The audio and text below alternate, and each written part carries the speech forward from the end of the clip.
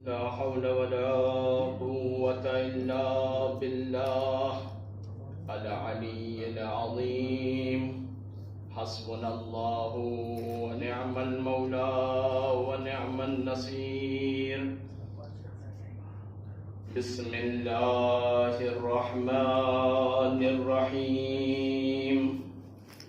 الحمد لله الذي جعلنا من المتمسكين بولاية علي بن أبي طالب عليه الصلاة وعليه السلام. والحمد لله الذي قدر فهدى والذي أخرج المرعى فجعله غثاء أحوى. سنقرئك فلا تنسى. ثم الصلاة والسلام والتحية والإكرام على الرسول المسدد والمصطفى الأمجد والمحمود الأحمد أبي القاسم وأبي الزهراء محمد. اللهم صل على وآله الطيبين الطاهرين المعصومين المظلومين المنتجبين المنتخبين المنيبين الراكعين الذاكرين الساجدين الحامدين الشاهدين الآمرين الناهين الذين أذهب الله عنهم الرجس وطهرهم تطهيرا. اللهم صل على محمد وآل محمد.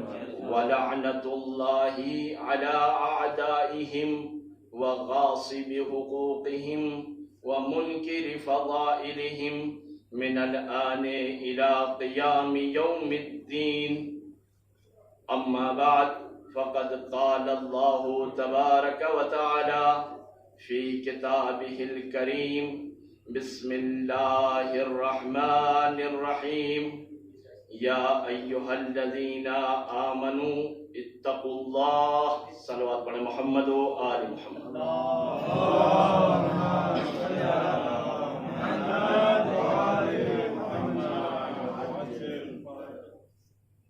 ارباب کرم، سوگواران سید الشہداء، غم گساران حضرت فاطمہ زہرا و پرساداران حضرت حجت ابن الحسن العسکری عجل اللہ تعالی فرجہ شریف، آپ کی خدمت میں کچھ معروضات پیش کرنے سے پہلے ایک دو مقدمے ہیں جن کو آپ کی خدمت میں عرض کر کے اپنی بحث کو شروع کر کے جو بھی کچھ ٹوٹے پھوٹے الفاظ میں ناقص ذہن میں مطالبہ عرض کر کے آپ کی زحمت کو انشاءاللہ تمام کر دیں گے. آپ کا ان مجلسوں میں آنا ایک شرافت ہے، آپ کا ان مجلسوں میں آنا ایک نجابت ہے، آپ کا ان مجلسوں میں آنا ایک حقانیت ہے، آپ کا ان مجلسوں میں آنا ایک شرافت ہے، آپ کا ان مجلسوں میں آنا ایک تلاوت ہے، آپ کا ان مجلسوں میں آنا ایک قراءت ہے، آپ کا ان مجلسوں میں آنا سخاوت ہے، آپ کا ان مجلسوں میں آنا نجابت ہے، آپ کا ان مجلسوں میں آنا رفاقت ہے، آپ کا ان مجلسوں میں آنا سخا ہے، آپ کا ان مجلسوں میں آنا بقا ہے، آپ کا ان مجلسوں میں آنا عبادت ہے. یہ عبادت یوں ہی نہیں کہہ رہا ہوں، اس لیے کہ جب ہم گھر سے نکلتے ہیں تو کوئی بھی دنیا میں جو جلسات ہوتے ہیں، کسی جلسات کے لیے دنیا کا کوئی انسان قربتاً اللہ کی نیت نہیں کرتا. ہم جب فرش عزا کے لیے نکلتے ہیں تو قربتاً اللہ کی نیت کرتے ہیں. مکتب اسلام کے یا دین اسلام کے تمام فرق نے یہ لکھا، متفق علیہ لکھا، اول قرن سے لے کر آج تک لکھ رہے ہیں جس کام سے پہلے قربتاً اللہ کی نیت پائی جائے وہ کام عبادت ہوتا ہے۔ فرش عزا پر جب ہم تشریف لاتے ہیں، ہم آتے ہیں تو قربتاً اللہ کی نیت سے آتے ہیں، ہمارا فرش عزا پر آنا عبادت ہوتا ہے۔ صلوات پڑھ دیں محمد و آل محمد پر۔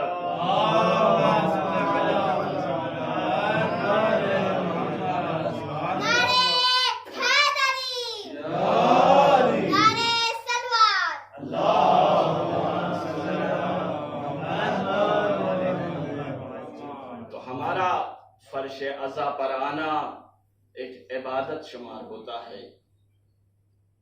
اپنی گفتگو کو مقام معظم رہبری حضرت آیت اللہ العظمیٰ سید علی خامنائی کے ایک جملے سے شروع کروں کہ کربلا ایسا قلعہ یا ایسی چوٹی ہے یا ایسی پہاڑی ہے کہ جس کے دامن میں تمام سعادتوں نے جگہ لے رکھی ہے، جس کی انتہا ہر ایک شرافت کی انتہا کربلا میں نظر آتی ہے، سخاوت کی انتہا کربلا میں نظر آتی ہے، شجاعت کی انتہا کربلا میں نظر آتی ہے، دیانت کی انتہا کربلا میں نظر آتی ہے۔ تو آیت اللہ خامنائی فرماتے ہیں کہ اگر ہم تمام حسن، جتنے بھی حسن پائے جاتے ہیں دین میں، جتنے بھی اخلاق میں حسن پائے جاتے ہیں، اگر ہمیں ان کی انتہا دیکھنی ہے تو ہمیں کربلا کو دیکھنا ہوگا۔ کربلا ان تمام حسن اور خوبیوں کی انتہا کا نام ہے۔ کربلا ایسی چوٹی ہے، کربلا ایسی پہاڑی ہے کہ جس کے دامن میں ہر ایک خوبی نے جگہ لے رکھی ہے۔ تو پروردگار عالم قرآن مجید میں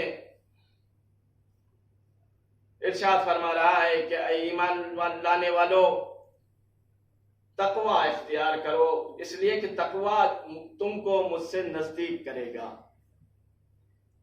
اس کے بعد ایک دوسری جگہ ارشاد فرماتا ہے وَابْتَغُوا إِلَيْهِ الْوَسِيلَةَ، دیکھو جب ہمارے پاس آنا تو ایک وسیلہ لے کے آنا، وسیلے کی گفتگو نہیں کرنا، وسیلے کے کچھ موارد ہیں جن کی گفتگو کرنا ہے۔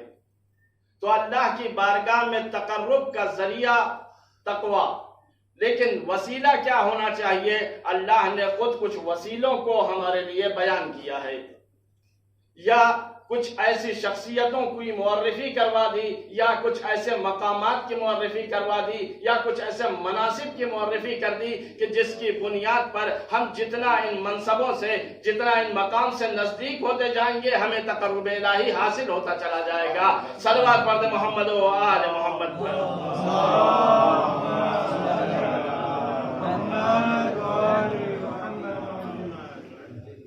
تو بہت مختصر طور پر عرض کرتا چلوں کہ اللہ نے جس چیز کو سب سے پہلے ہمارے لیے انٹروڈکشن کروایا کہ اگر تم ان سے نزدیک ہو تو تم مجھ سے بھی نزدیک ہو جاؤ گے، وہ پہلا مقام کیا ہے؟ وہ پہلا مقام جو ہے وہ مقام خلافت ہے۔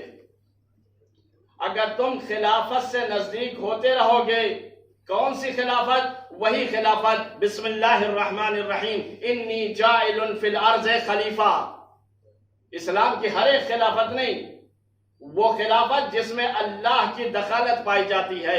انی جاعل، میں قرار دینے والا ہوں، میں زمین پر خلیفہ۔ اب اس خلیفہ سے جتنا نزدیک ہوتے جائیں گے اللہ کا تقرب اتنا زیادہ حاصل ہوتا چلا جائے گا۔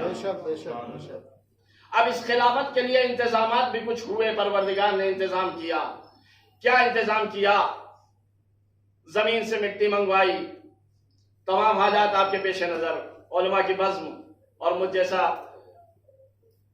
یعنی لا علم یا کم علم فرد جو ہے وہ آپ کے سامنے زبان کھول رہا ہے۔ مٹی منگوائی، وہ سارے حالات آپ کو معلوم ہے، پتلا تیار ہوا، کئی سالوں تک وہ کھڑا رہا، فرشتے آتے رہے جاتے رہے، اسے دیکھتے رہے، لیکن اس کی کوئی ارزش نہیں تھی۔ کب ارزش آئی اس میں؟ کب وہ اللہ کا خلیفہ بنا؟ وَنَفَخْتُ فِيهِ مِن رُوحِي، توجہ رہے، جب اللہ نے اسے اپنی طرف نسبت دے دی کہ اب یہ پتلا ایسا ہے کہ جس میں نے اپنی روح ڈال دی ہے، جب میں اپنی روح ڈال دوں گا تو ملائکہ سے بھی کہا کہ اس کے لیے سجدہ کرنا، فَقَعُوا لَهُ سَاجِدِينَ۔ دیکھو جب میں اس میں اپنی روح ڈال دوں تو تم اس کا سجدہ کرو گے۔ اس کا مطلب یہ ہے کہ اگر کوئی بھی شے، کوئی بھی چیز، کوئی بھی ایسی چیزیں جو متبرک چیزیں ہوں، جنہیں ہم اپنے ذہن میں بابرکت سمجھتے ہوں، اگر ان کی نسبت اللہ کی طرف ہو جائے یا ان کی نسبت اللہ کے معصوم کی طرف ہو جائے تو وہ شے اتنی بابرکت ہو جاتی ہیں کہ ان کے سامنے سجدہ کیا جا سکتا ہے۔ سبحان اللہ۔ لیکن وہ سجدہ ایک سجدہ امر تھا، یعنی اطاعت امر تھا، وہ سجدہ نہیں تھا۔ اب تک کہ اپنے مطالعے میں یہ طے کیا میں نے کہ وہ سجدہ نہیں ہے، وہ امر الہی کی اطاعت ہے۔ جس نے اطاعت کی وہ ہمیشہ کے لیے مقرب تھا، مقرب رہا۔ جس نے اطاعت نہیں کی پروردگار نے بھگا دیا، یہ کہہ کے بھگایا کہ تجھ پر میری لعنت، میرے فرشتوں کی لعنت اور آنے والے آئندہ تمام انسانوں کی لعنت۔ پتہ چلا کہ اگر پروردگار کے حکم سے سرپیچی کی جائے تو خدا بھی لعنت کرتا ہے، فرشتے بھی لعنت کرتے ہیں، مومنین بھی لعنت کرتے ہیں۔ صلوات پڑھ محمد و آل محمد پر۔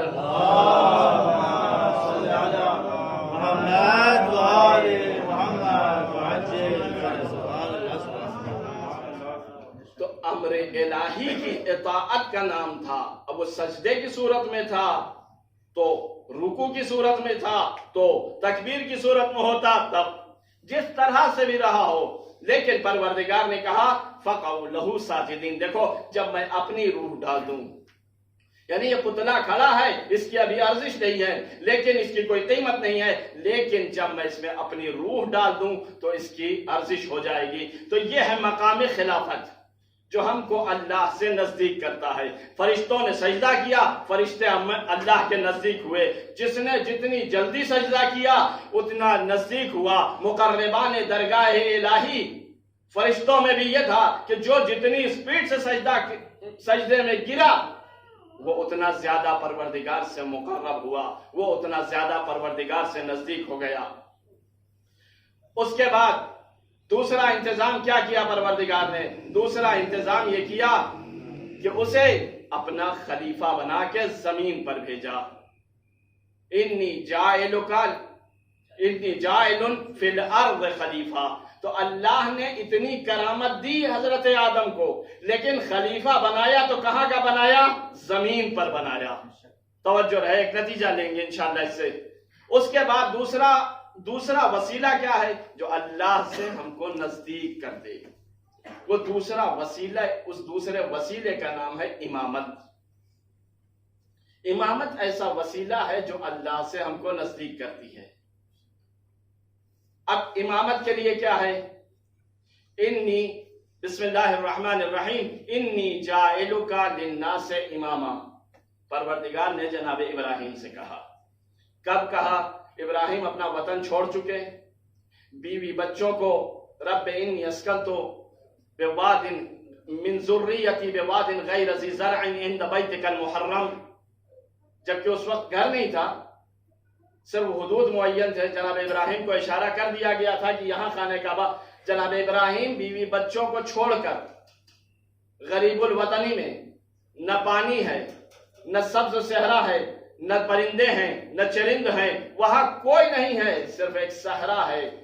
ابراہیم کے لیے کیا سخت نہیں ہے؟ یہ سخت کام ہے، ایک امتحان ہے ابراہیم کا۔ ایک وطن چھوٹا، پہلا امتحان۔ دوسرا بیوی بچوں کو صحرا میں چھوڑ کے چلے جاؤ، بغیر آب و علف کے بیابان میں اپنے بچوں کو چھوڑ کے جناب ابراہیم چلے گئے۔ تیسری چیز کیا ہوئی؟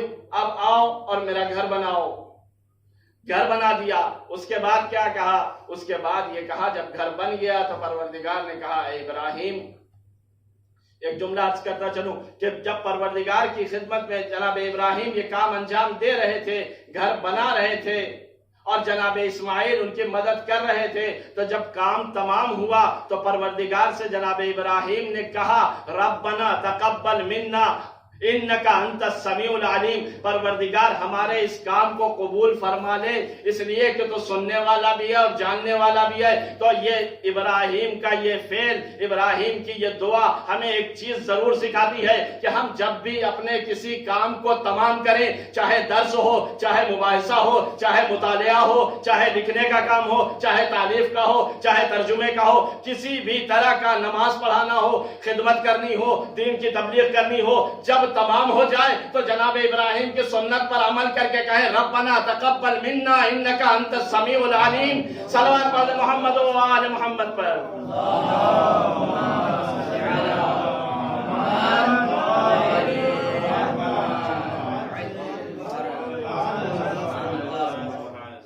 اس لیے کہ ہم نے ائمہ کی زندگی میں دیکھا کہ ائمہ نے اکثر جگہ پر جب بھی کسی سنت پیغمبر کا نام لیا، جناب ابراہیم کا نام آیا۔ سینکڑوں دعائیں موجود ہیں، سینکڑوں افعال ایسے موجود ہیں جس میں جناب ابراہیم کا نام آتا ہے۔ تو ہم کیوں نہیں اپنے جد ابراہیم کی پیروی کریں؟ اللہ کے نبی ہیں، ہمیں ان کی پیروی کرنی چاہیے۔ تو جب ہمارا بھی کوئی کام تمام ہو تو ہم بھی کہیں ربنا تقبل منا۔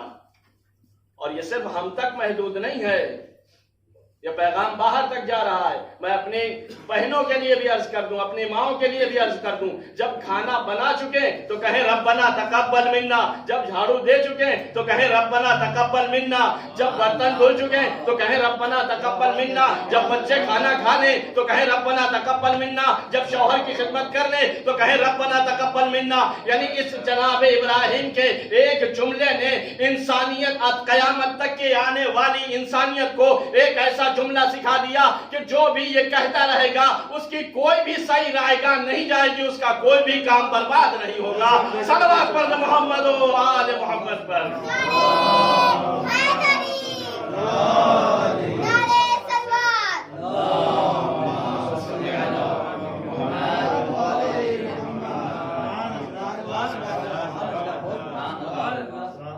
تو یہ ہے منصب امامت۔ کیا کیا جناب ابراہیم نے؟ سب سے پہلے وطن چھوڑا، اس کے بعد بیوی بچوں کو صحرا میں چھوڑا۔ کیسا صحرا؟ بے آب و علف، ہم نہیں سمجھ سکتے، یقین مانیے نہیں سمجھ سکتے وہ جناب ابراہیم نے کس نیت سے، کس ارادے سے، کس محبت میں پروردگار کی اپنے بیوی اور بچوں کو اس صحرا میں چھوڑ دیا جہاں نہ کوئی آدم دکھ رہا ہے، نہ آدمزاد، حتیٰ پرندے تک نہیں نظر آ رہے ہیں آسمان پر، اس لیے کہ وہاں پانی نہیں ہے۔ پرندے وہیں اڑتے ہیں جہاں پانی ہوتا ہے۔ پرانے زمانے میں قافلے والے پتہ لگاتے تھے نزدیک میں پانی ہے یا نہیں، تو وہ اوپر آسمان میں دیکھتے تھے پرندے کس سمت میں اڑ رہے ہیں۔ تو یہ جناب ابراہیم کا تیسرا، کعبے کو بنایا، چوتھا امتحان۔ اس کے بعد پروردگار نے ایک ایسا حکم دے دیا۔ کیا حکم دیا؟ اے ابراہیم اپنے بیٹے کو لے جاؤ۔ جناب ابراہیم کو جو بیٹا ملا ہے وہ تقریباً میں نے جو دیکھا تھا وہ 95 سال کی عمر میں ملا، یعنی 95 سال کی عمر میں جناب ابراہیم کو جناب اسماعیل ملے۔ اس کے بعد 13 سال کے جناب اسماعیل ہیں جب کعبہ بنایا جا رہا ہے، یعنی 107 یا 106 سال کی ایج جناب ابراہیم کی۔ ایک نوجوان سا، ایک ہمکار، ایک مددگار ملا ہے جو آگے اور بڑھاپے میں کام آئے گا۔ پروردگار کہہ رہا ہے اے ابراہیم اسے لے جا کر ہماری راہ میں ذبح کر دو۔ آسان نہیں ہے امتحان، وہ تو کربلا ہم کو مل گئی، اس لیے سارے ایسے افعال انبیاء کے بڑے آسان نظر آنے لگے۔ اگر کربلا نہ ہوتی تو ہم انبیاء کے ان افعال کو بھی نہیں سمجھ سکتے تھے۔ صلوات پڑھ محمد و آل محمد پر۔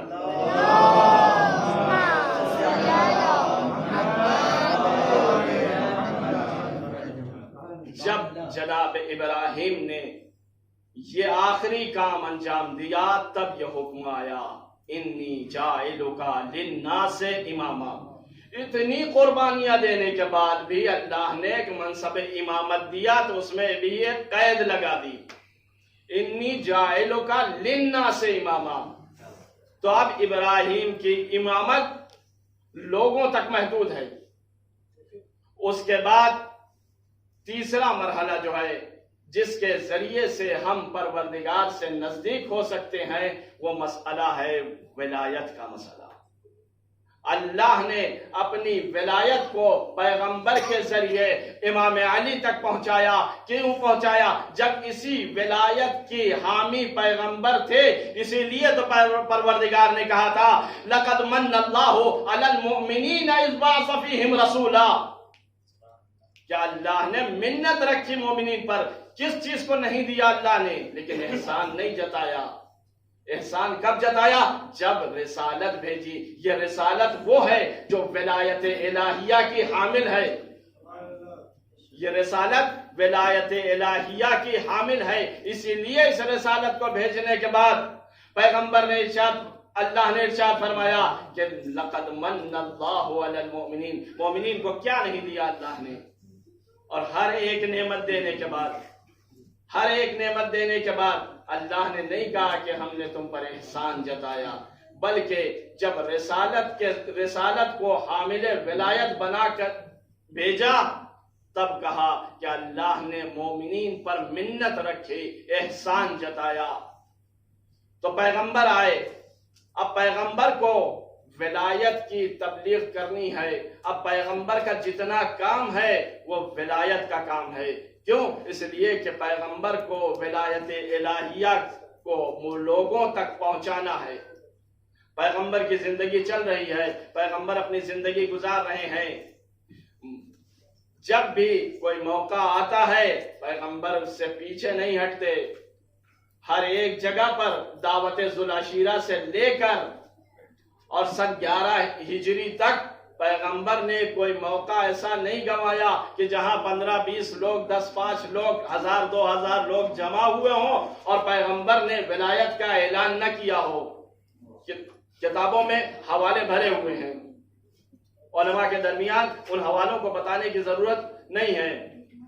تو اس طرح سے اللہ نے تیسرا مرحلہ جو رکھا وہ ولایت کا مرحلہ رکھا کہ ولایت ایسی چیز ہے، آخری چیز ہے کہ جس کے ذریعے سے تم ہم سے تقرب اختیار کر سکتے ہو.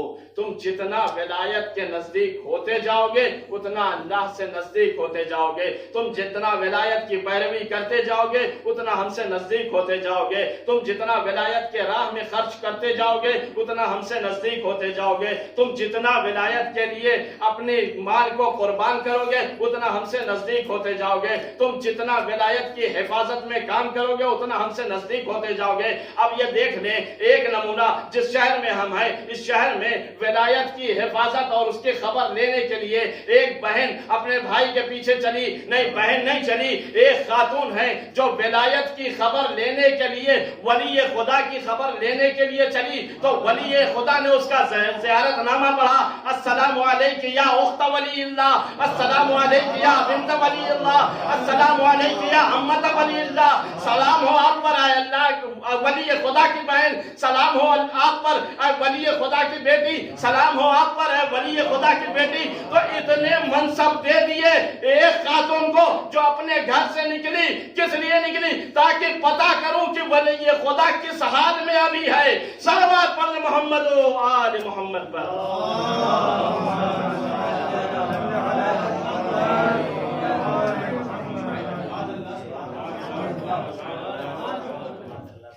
تو یہ ہے ولایت کے لیے انسان اگر کچھ کرے تو وہ اللہ سے اتنا نزدیک ہو جاتا ہے کہ 3 معصوم مسلسل اصرار کر رہے ہیں کہ جاؤ قم میں زیارت کرو. جس نے قم میں زیارت کی اس نے میری زیارت کی، جس نے قم میں زیارت کی اس پر جنت واجب. کیا جناب معصومہ میدان جہاد میں گئیں؟ نہیں گئیں. کیا جناب معصومہ نے کوئی بڑی کتاب لکھی؟ نہیں لکھی. کیا جناب معصومہ نے کوئی ایسا فعل انجام دیا جو بڑا شاہکار ہو؟ نہیں. ایک ہی کام کیا، صرف اس نیت سے نکلی کہ ولی خدا اس وقت کس حال میں ہے، مجھے کئی دنوں سے اس کی خبر نہیں ملی. اس کا اجر یہ ہے.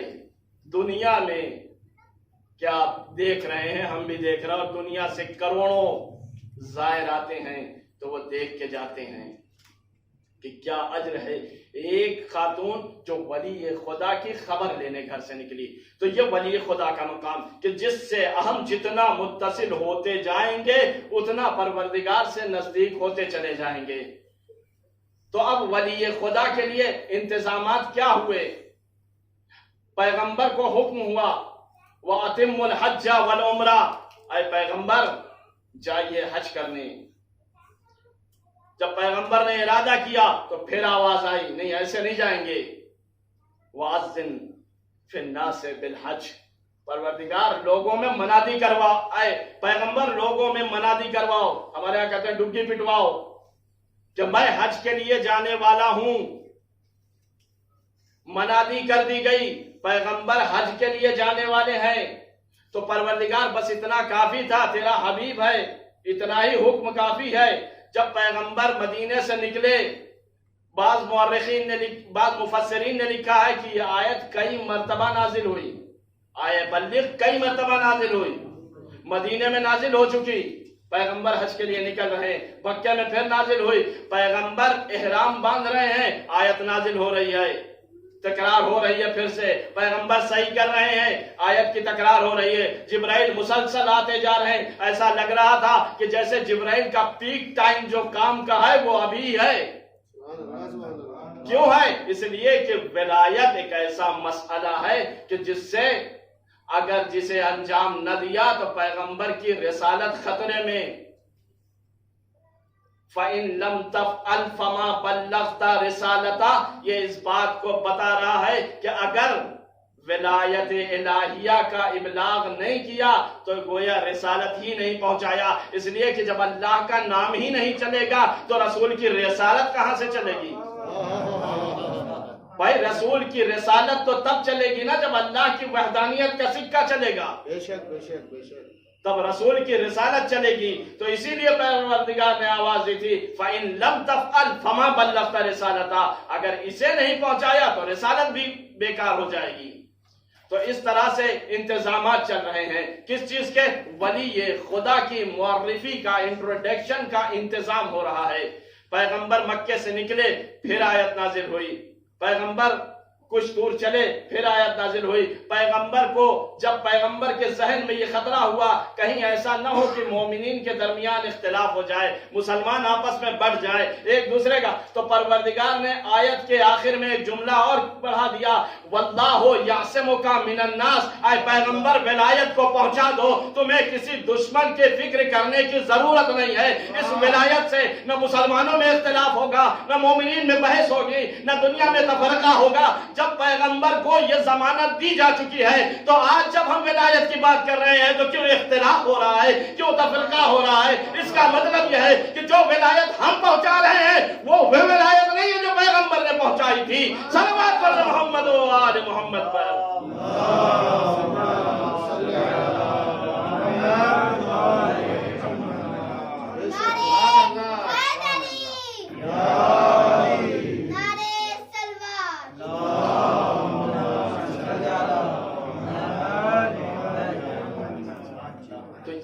ولایت الہیہ کہ جس کو پہنچانے کے لیے پیغمبر کو حکم دیا گیا۔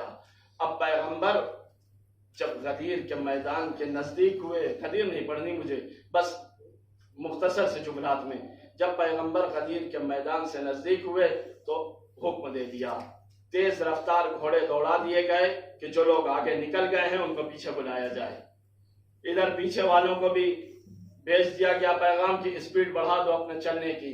پیغمبر سب کو لے کر یہاں جمع ہو گئے۔ وہ تو لکھا ہے، مورخین نے لکھا 1.25 لاکھ، یہ 1.25 لاکھ کوئی تعداد نہیں ہے، اس لیے کہ کسی کو معلوم نہیں ہے، شاید جس نے گنا ہو اس وقت کوئی کاؤنٹنگ تو چل نہیں رہی تھی، کوئی کوپن تو مل نہیں رہا تھا کہ آتے میں لے لو جاتے میں دے کے جانا تاکہ پتہ چلے کتنے لوگ آئے۔ تو اس وقت کوئی کاؤنٹنگ یا کوئی گنتی نہیں چل رہی تھی، یہ تو 1.25 لاکھ، اس لیے کہ ہر مسلمان کی اس وقت یہ خواہش تھی کہ اگر پیغمبر حج پہ جا رہے ہیں تو میں بھی ان کے ساتھ چلا جاؤں، اسی لیے مردوں سے زیادہ شاید عورتیں آئی ہوں، بچے آئے ہوں، کیوں؟ اس لیے کہ پیغمبر کے ساتھ حج کی بات ہے، اور پیغمبر کے لیے بھی مشہور یہ کہ پہلا یا آخری حج ہے۔ تو اس طرح سے نہ جانے کتنے لوگ وہاں جمع تھے، حالانکہ 1.25 لاکھ کی تعداد لکھی گئی ہے۔ اگر 1.25 لاکھ ہی تھے تو آپ یہ سوچئے 1.25 لاکھ لوگوں کو ایک ایسا پیغمبر جو حکیم علیم کی جانب سے مبعوث ہوا ہے۔ ان سوالات، اب میں ان کی بات کروں، ان کو جواب دوں جو یہ کہتے ہیں کہ نہیں کوئی مسئلہ نہیں تھا، شریعت کا کوئی احکام تھا جسے پیغمبر کو پہنچانا تھا، انہیں یہ بتانا رہ گیا تھا کہ یہ کھانا، یہ نہیں کھانا، یہ حرام ہے، یہ حلال ہے۔ تو یہ کیسا مسلمان ہے، یہ کیسا مفتی ہے، یہ کیسا مفسر ہے کہ صرف گدھوں کی طرح کتابیں لاد دی، یحملو اسفارا کی منزل میں آ گیا، لیکن اسے نہیں سمجھ میں آیا کہ 1.25 لاکھ لوگوں کو پیغمبر نے چلچلاتی ہوئی دھوپ میں، دہکتے ہوئے صحرا میں روک لیا ہے۔ تو اس لیے روکا ہے کہ حلال بتائیں یا حرام بتائیں۔ صلوات پڑھ دے محمد و آل محمد پر۔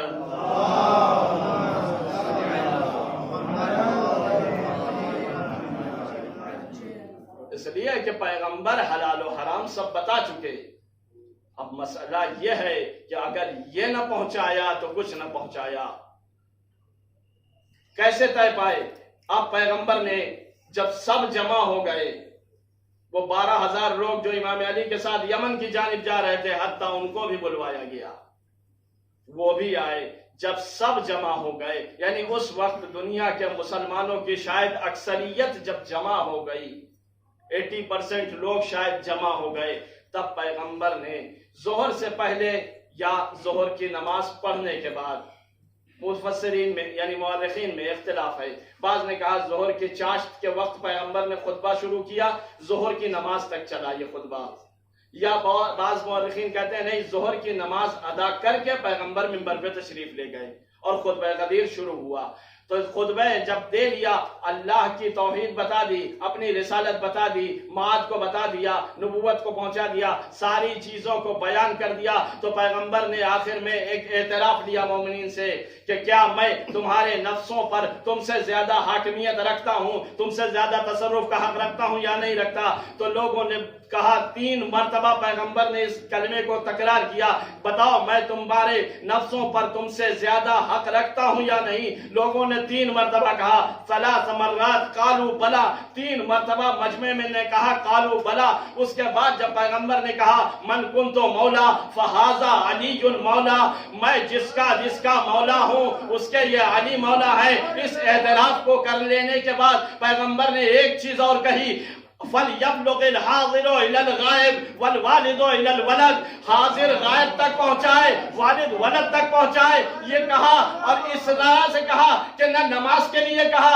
نہ روزے کے لیے کہا، نہ حج کے لیے کہا، نہ زکات کے لیے کہا، نہ خمس کے لیے کہا، نہ جہاد کے لیے کہا، نہ رکوع کے لیے کہا، نہ سجدے کے لیے کہا، نہ رشتہ داروں کی سفارش پہ کہا۔ پیغمبر نے یہ کہہ کر یہ بتا دیا کہ دیکھو غدیر کا ولایت کا پیغام ایسا ہے کہ جسے قیامت تک جانا ہے، یہ سلسلہ صرف اسی طرح چل سکتا ہے کہ حاصل غائب کو بتاتا رہے، باپ بیٹے کو بتاتا رہے۔ صلوات پر محمد و آل محمد پر۔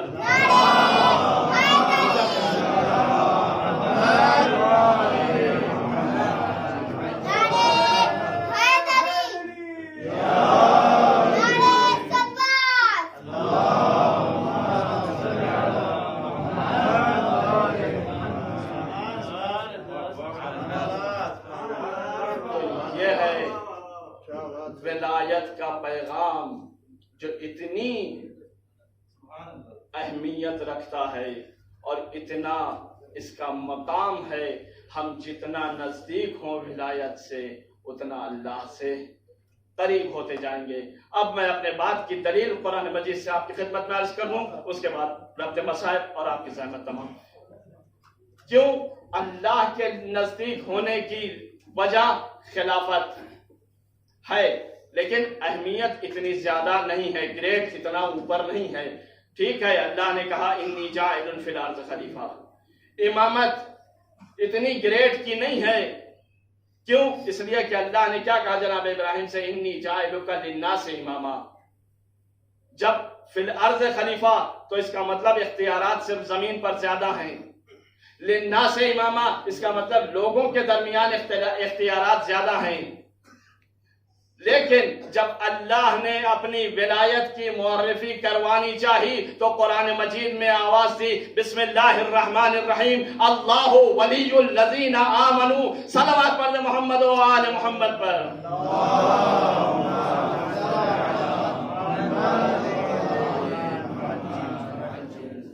اللہ نے نہ اپنے کو خلیفہ کہا، نہ اپنے کو خلیفہ کہا، نہ اپنے کو امام کہا، لیکن اپنے کو ولی ضرور بتایا۔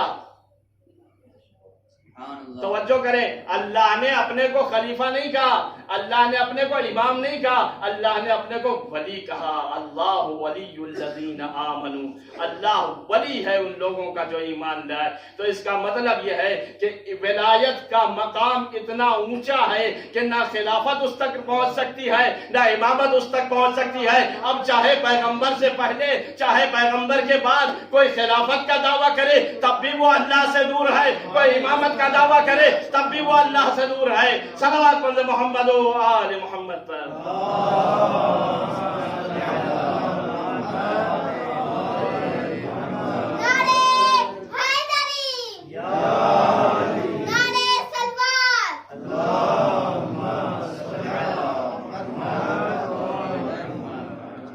تو یہ مقام ولایت ہے، یہ ولی خدا کی منزل ہے۔ ہم اس سے جتنا نزدیک ہوتے جائیں گے پروردگار سے اتنا تقرب حاصل ہوتا چلا جائے گا۔ اس کا جلوہ اگر دیکھنا ہے تو ہمیں کربلا کا میدان دیکھنا ہوگا۔ کربلا کے میدان میں جس صورت سے اور جس طرح سے ہم نے یہ دیکھا کہ لوگ آ کر ولی خدا سے نزدیک ہوئے، اللہ کی قربت انہیں اتنی جلدی حاصل ہوئی۔ کوئی 8 دن، تاریخ آپ کی نظر میں دیکھیں، صرف اشارہ، کوئی 8-10 دن میں ولی خدا سے نزدیک ہوا، پہلے کسی اور مکتب کا تھا تو اسے 8-10 دن میں اللہ سے تقرب حاصل ہوا۔ کوئی 2 دن میں آیا، کوفے سے آیا، 1 یا 2 دن کا آیا ہوا، تاسوعہ میں پہنچا ہوا تو اسے 2 دن میں اللہ کا تقرب حاصل ہوا۔ کوئی 1 دن اور 1-2 گھنٹے کا آیا ہوا، اسے اللہ سے تقرب حاصل ہوا 2 گھنٹے کے فرق سے۔ تو جس طرح سے جتنی جلدی انسان ولی خدا سے نزدیک ہوتا چلا گیا، اسے تقرب الہی حاصل ہوتا چلا گیا۔ ارے ہم نے تو یہ دیکھا ایسے ایسے لوگ جن کو تقرب الہی حاصل ہوا، وہ ایسے ایسے لوگ تھے جن کی عرب کے اس ماحول میں کوئی اہمیت نہ تھی۔ جون جیسا غلام، اجرکم من اللہ، خدا آپ کو کسی غم میں نہ رلائے، جون جیسا غلام امام کے زانوں پہ سر رکھے ہوئے ہے۔ کیوں؟ اس لیے کہ اللہ کے ولی سے وہ اتنا نزدیک ہو گیا ہے کہ اسے تقرب الہی بھی اسی طرح سے حاصل ہو گیا ہے۔ عزیزو، وقتاً نہیں پڑھنا، مجھے آج جو تاریخ ہے اس تاریخ کے اعتبار سے 4 لوگوں نے جو طبری سے پہلے ہیں انہوں نے یہ لکھا کہ ورود اسرا فی مدینت دمشق فی اول سفر۔ یہ 4 لوگوں نے طبری سے پہلے لکھا۔ طبری نے 17 سفر اور یا پھر 17 ربیع الاول کو لکھا ہے۔ تو یہ 4 معتبر مورخ ہیں جنہوں نے یہ لکھا کہ اسرا کا قافلہ پہلی سفر کو شام میں وارد ہوا۔ کیسے وارد ہوا عزیزو؟ اب یہ آپ اپنے احساس سے سوچیں کیسے وارد ہوا۔ میری زبان میں وہ اثر نہیں ہے کہ میں آپ کو بتا سکوں۔ ایک مرتبہ یہ قافلہ 3 دن تک دروازے شام پہ روک دیا گیا۔ جب ایک دن قاصد آیا تیسرے دن اور کہنے لگا اے شمر، یزید کا حکم ہے کہ قافلہ وارد ہو۔ امام سجاد کو جب یہ خبر دی تو امام سجاد نے شمر سے ایک سفارش کی۔ دیکھیے سفارش کیا کی، اے شمر، مجھے معلوم ہے شہر کے اندر سجایا گیا ہے، مجھے معلوم ہے کہ لوگوں نے بھیڑ لگا رکھی ہے، شہر جو ہے وہ تزئین کر دیا گیا ہے، شہر دلہن بنا دیا گیا ہے، اندر عید کا ماحول ہے، بس ایک کام کر مجھ پر ایک لطف یہ کر کہ اس دروازے سے شہر میں ہمیں داخل کر پتہ کر لے جس دروازے پہ لوگوں کا ہجوم کم ہو۔ عزیز و شمر کو تو آپ عاشور سے پہچان رہے ہیں، یہ وہی شمر ہے۔ اس نے جیسے ہی امام کی یہ کلمات سنے اس نے فوراً اپنا قاصد بھیجا اور بھیجنے کے بعد شہر کے داروغہ سے خبر لی کہ یہ بتا کون سے دروازے پر زیادہ لوگ جمع ہیں، کون سے دروازے پر زیادہ مجمع جمع ہو گیا ہے، ہم اسی دروازے سے وارد ہوں گے۔ اجرکم من اللہ، خدا آپ کو کسی غم میں نہ رلائے سوائے غم اہل بیت کے۔